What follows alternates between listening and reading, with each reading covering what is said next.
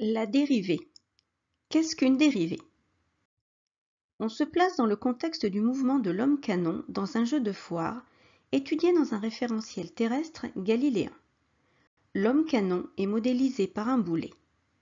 La vitesse du boulet est la dérivée de la position par rapport au temps. Mais qu'est-ce qu'une dérivée?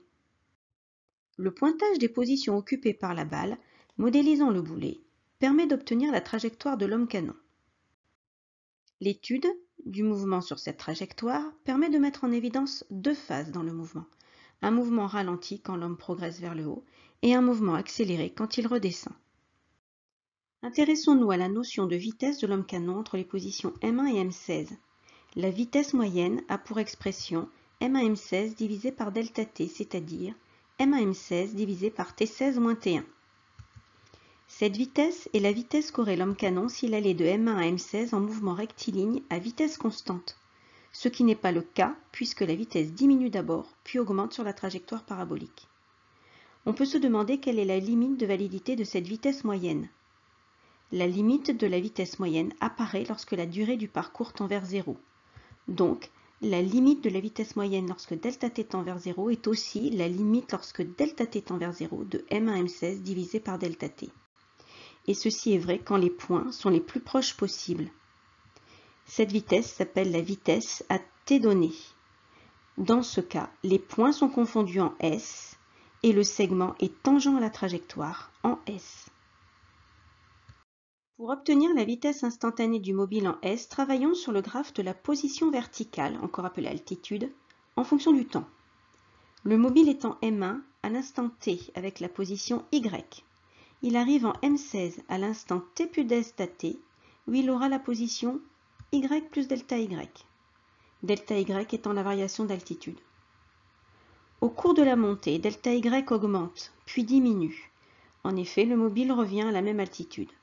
Donc, delta y égale à 0.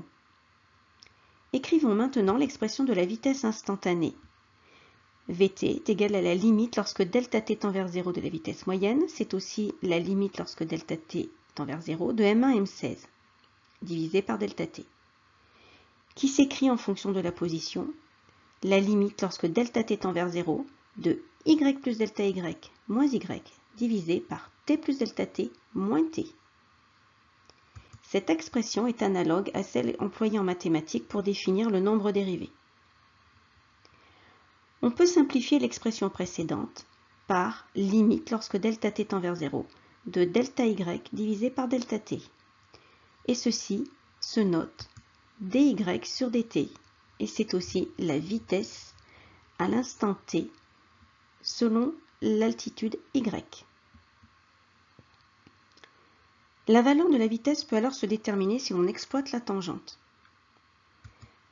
La valeur de vy de t au point de tangence est égale à la valeur du coefficient directeur de la tangente à la courbe. La pente étant nulle, vy est égal à 0 au point de tangence à la courbe en S. Finalement, la valeur d'une dérivée en un point est égale à la valeur du coefficient directeur de la tangente à la courbe en ce point. Comment représenter l'évolution de la vitesse au cours du temps? Lors de la montée, la pente de la tangente à la courbe diminue. La vitesse diminue pour s'annuler au sommet S.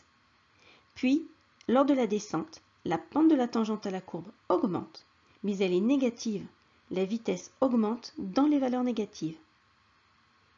La trajectoire est une forme parabolique d'équation f de t égale à moins 1/2 de at carré plus bt plus c.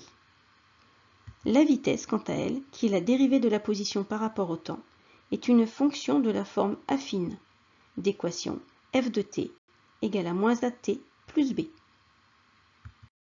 Retenons, la vitesse instantanée est la limite de la vitesse moyenne lorsque la durée tend vers 0. C'est la dérivée de la position y par rapport au temps, notée dy sur dt. La valeur d'une dérivée en un point est égale à la valeur du coefficient directeur de la tangente à la courbe en ce point. La dérivée d'une fonction est une fonction. À vous de vous entraîner.